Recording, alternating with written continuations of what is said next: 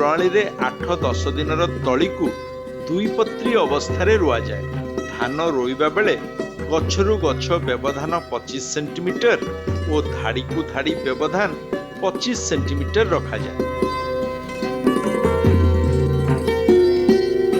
यही दूरता को ठीक रखिया पई सूचक यंत्र व्यवहार करा जाए। गोटिए दंड सूचक को जोर दे उभय पार्श्व समान भावे टाणिले कोठी कोठी हो जाए। ता छड़ा प्रति 2 मीटर रे पानी जमा रखिबा पई गोटिए फुटर नाली छाड़िबा आवश्यक।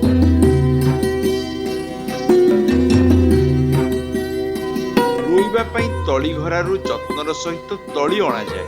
यही तली को उपड़ा जाए नहीं कि चेर धुआ जाए नहीं। तली को बीड़ा मध्य बंधा जाए नहीं। तली को केवल माटी सहित आस्ते करी उठाई अणा जाए। तली उपाड़िबार अध घंटा मध्यरे तली को रोइबा पई पड़िथाए।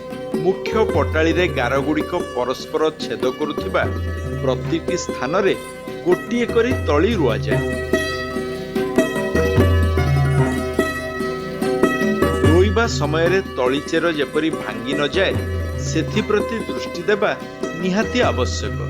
सेथिपाई तली को माटी भितरे न पसाई केवल माटी उपरे बसाई दियंतु।